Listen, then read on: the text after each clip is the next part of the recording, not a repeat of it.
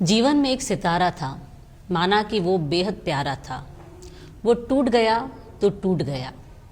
अंबर के आंगन को देखो, कितने उसके तारे टूटे, कितने उसके प्यारे छूटे। पूछो उन टूटे तारों का, कब अंबर शोक मनाता है। जो बीत गई सो बात गई। हरिवंश राय बच्चन जी की ये पंक्तियाँ युगों युगों तक चरितार्थ रहेंगी और रहती आई है।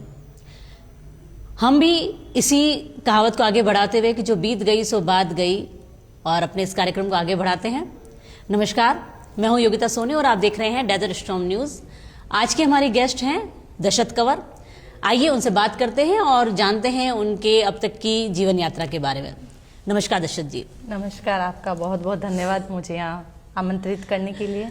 जी दशरथ जी, शुरुआत करते हैं आपसे ही। आप बताइए अपनी अब तक की जो आपकी जर्नी, आपकी यात्रा रही है जीवन की, कहाँ कैसे, अभी कहाँ हो, इससे पहले क्या थी हालात, कीजिए शुरुआत। मैं सिरोही डिस्ट्रिक्ट से हूँ और मेरी मैरिज पाली डिस्ट्रिक्ट में हुई और शुरुआत से हम लोग जोधपुर में रह रहे थे। मेरे इन लॉज वगैरह, तो हम अभी रिसेंटली जोधपुर में शिफ्टेड है। यहाँ मैं अपने हस्बैंड की जॉब के कारण हूँ और मेरी जो एजुकेशन है, ग्रेजुएशन, वो मेरी सिरोही डिस्ट्रिक्ट से हुई। जब मेरी शादी हुई तब मेरी बीएड रनिंग थी, चल रही थी। फिर मेरी शादी हो गई तो मुझे जोधपुर आना पड़ा और यहाँ से वहाँ तक की दूरी तय करना, और रेगुलर बीएड थी तो थोड़ा काफ़ी उतार चढ़ाव आए जी। लेकिन कहते ना, जब सब साथ देते हैं और सपोर्ट करते हैं तो हर मुश्किल आसान हो जाती है। तो वैसे ही मेरी मदर इन लॉ, मेरे फादर इन लॉ ने, मेरे हस्बैंड ने, सबने सपोर्ट किया। मुझे जब जब ज़रूरत पड़ी मुझे भेजा और मेरी ऐसे करके बीएड क्लियर हो गई। फिर मेरे को बोला कि आप वहाँ जाओगे, परेशान होगे, आप यहाँ भी कर सकते हो। बिल्कुल। तो उन्होंने मुझे जोधपुर से पोस्ट ग्रेजुएशन करवाई, फिर मुझे कोचिंग भी करवाई। और मतलब ये सारा आपका शादी के बाद का सारी स्टडी आपकी? बिल्कुल। सिर्फ अच्छा। ग्रेजुएशन करके ही मेरी शादी हो गई थी, काफ़ी छोटी उम्र थी जी। मैंने सब कुछ बाद में किया।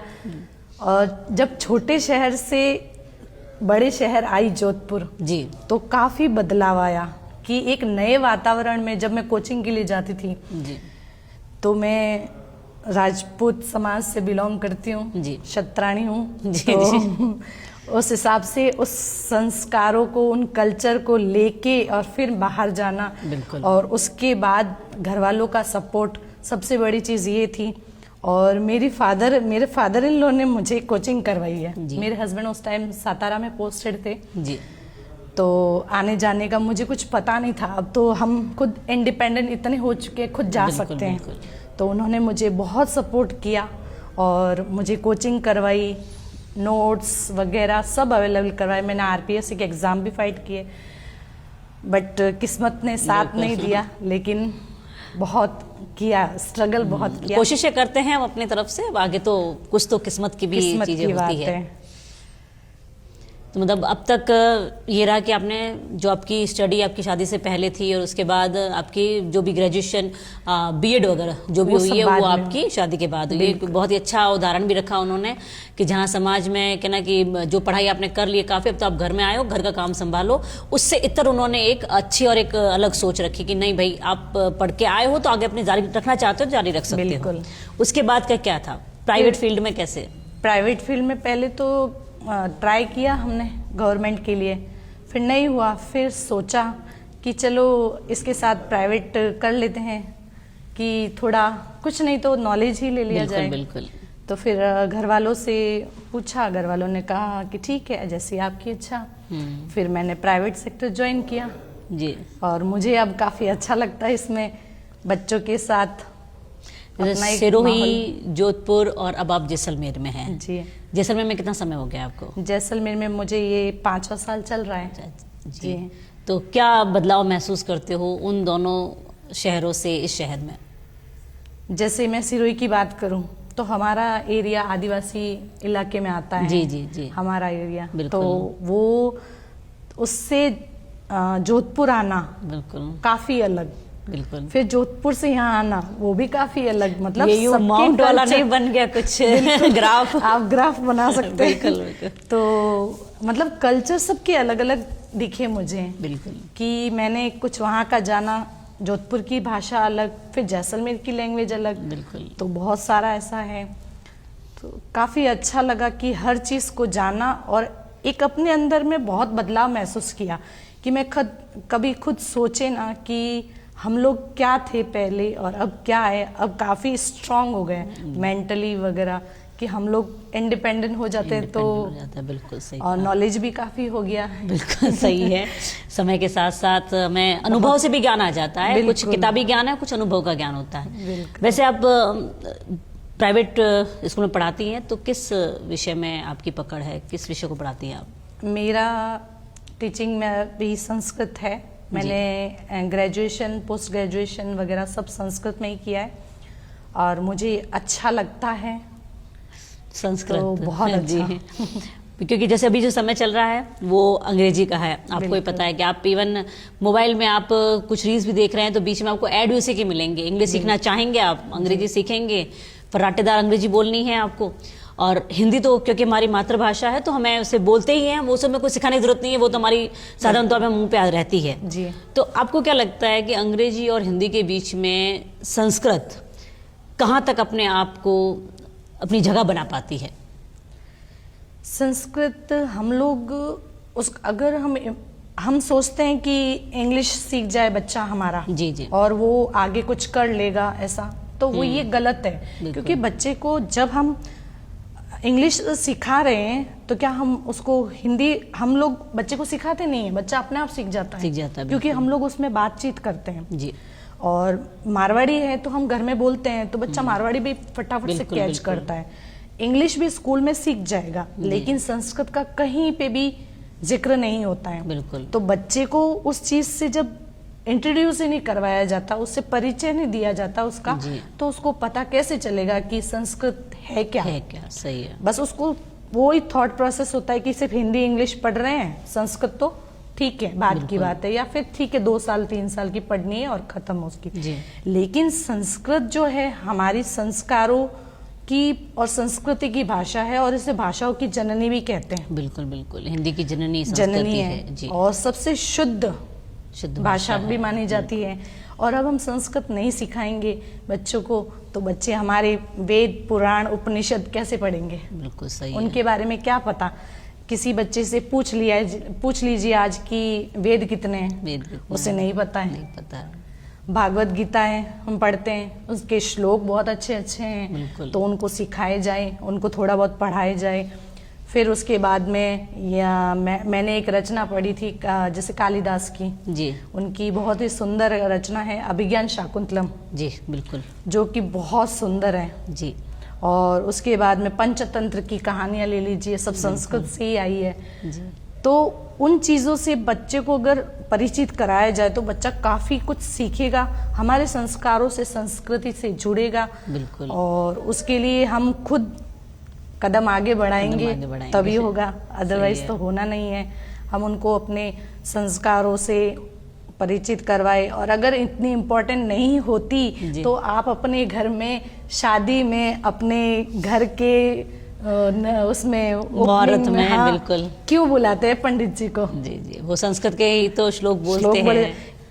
अंबानी जैसे बड़े बड़े अपने घर में मंत्रोच्चारण क्यों करवाते हैं, पूजा पाठ क्यों करवाते हैं? संस्कृत में ही होती है वो जी। वो ना इंग्लिश में होगी ना हिंदी में, इतना नहीं हिंदी तो जो जिस चीज की जननी है, जो जिस चीज से बना है उसका जो शुद्ध रूप उसमें मिलेगा, वो उसके अनुवादों में नहीं मिलेगा। बिल्कुल। जो हम संस्कृत को उच्चारण करके गा करके जो बोलते हैं श्लोक को जी, वो उसका ट्रांसलेट हिंदी में करो, मजा नहीं आएगा।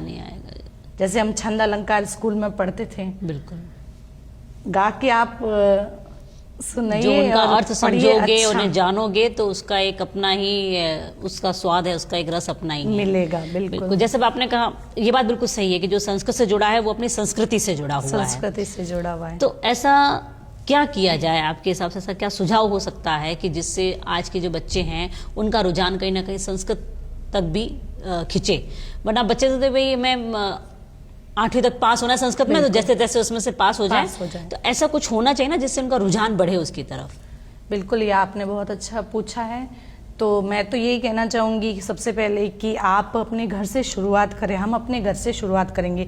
जैसे सरस्वती मंत्र है जी, और भोजन मंत्र है, जैसे भोजन करने से पहले हम लोग अन्य देवता को प्रणाम करके उनका धन्यवाद करें कि आज हमको मिल रहा है, वो बहुत बड़ी बात है। वैसे हम लोग सुबह उठते, हमारे बड़े बुजुर्ग हैं तो वो जैसे ऐसे करके बोलते हैं, कराग्रे वस्ते लक्ष्मी, कर मध्य सरस्वती, कर मूलेत गोविंद, प्रभाते कर दर्शनम।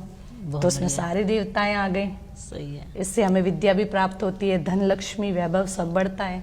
मतलब कहीं ना कहीं शुरुआत हमें अपने घर से करनी चाहिए। फिर उसके बाद में कुछ सरकार की तरफ से भी होना चाहिए। जैसे हिंदी कंपलसरी है, वैसे थोड़ा संस्कृत को भी बढ़ावा दिया जाए कि इंट्रोड्यूस करे एटलीस्ट उसको छोटी क्लासों में, फिर उसको बड़ी क्लासों में थोड़े श्लोक वगैरह अच्छे, यानी कि थोड़ा सा उसको मनोरंजक भी होना चाहिए, कुछ इंटरेस्टिंग भी हो। मतलब इसमें जो चीजें बच्चों को बहुत ज्यादा परेशान करती है कि इसमें जो वो अलंकारित शब्द वगैरह जो आते हैं, तो वो भी कई बार मतलब इसको कुछ ऐसा मनोरंजक बनाया जाए कि बच्चे इसकी तरफ खिंचे। बिल्कुल, कुछ ऐसे श्लोक जो रोजमर्रा में उनको काम आए और उनको लगातार वो बोलें, तो कहीं ना कहीं वो समझ पाएंगे उन चीजों को। तो जैसे गवर्नमेंट सरकार ये इस तरफ कदम बढ़ाती है तो टीचर खुद अपनी सहभागिता देंगे उसमें, और वो मनोरंजन के साथ करना वो टीचर का काम है, और उसको बढ़ाना, क्योंकि अगर इंटरेस्टेड है टीचर भी तो वो करेगा और बच्चे भी मजे लेंगे।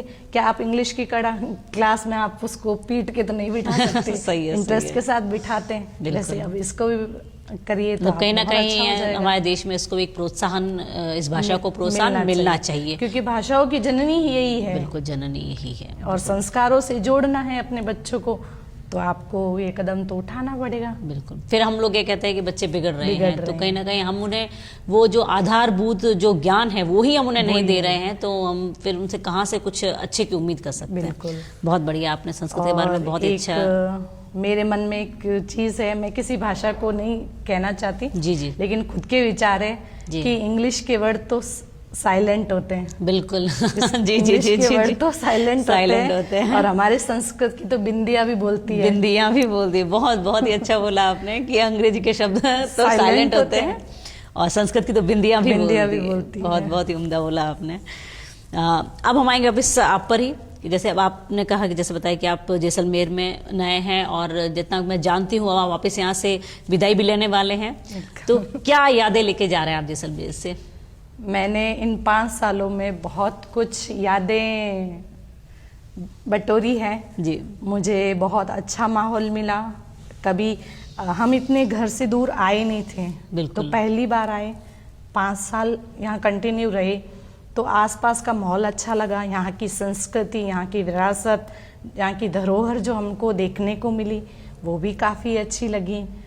हाँ, भाषा का थोड़ा रहा, पर इतना नहीं रहा, क्योंकि हिंदी में कॉन्वर्सेशन हो जाती है। फिर मैं अभी जहाँ वर्क प्लेस पे हूँ वो भी काफ़ी अच्छा है, वहाँ पे मेरे कलीग्स वगैरह काफ़ी अच्छे हैं, सबका सहयोग रहा, किसी बड़े से सीखा, छोटों से भी सीखा और बहुत कुछ सीखा।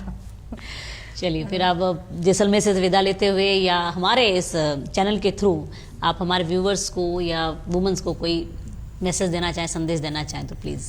तो मैं तो यही कहूँगी कि आज की जो लाइफ है वो जीनी चाहिए। ये लाइफ दोबारा नहीं मिलती है। जहाँ है, जिस जगह है, आप खुल के जिए, इंडिपेंडेंट बनिए, अपने बच्चों को अच्छे संस्कार दीजिए और संस्कृति से जोड़िए। मतलब फॉरेन से यहाँ देखने आ रहे हैं अपनी संस्कृति को, तो आप थोड़ा सोचिए, कुछ तो होगा उसमें। बिल्कुल, तभी तभी आ रहे वो। तो आप अपनी संस्कृति को समेटिए और उनको संभालिए, और संस्कृत के श्लोक एटलीस्ट बच्चे को ज़्यादा नहीं तो 4, 5, 6 बोलने आने चाहिए। गीता के ही सिखा दीजिए। मैं चाहूँगी एक बार फिर से बोला श्लोक बोले जो आपने बोला कि प्रातः काल में बोलना चाहिए। मैं बताऊंगी आपको कि हम जब सुबह उठते हैं तो हम धरती माता को प्रणाम करते हैं, उसके बाद में हाथों को ऐसे करके हम एक श्लोक बोलते हैं, कराग्रे वस्ते लक्ष्मी, कर मध्ये सरस्वती, कर मूलेतु गोविंद, प्रभाते कर दर्शनम। जी, बहुत बहुत धन्यवाद आशा जी अपना समय देने के लिए। जी जी, बहुत धन्यवाद आपका भी। जी।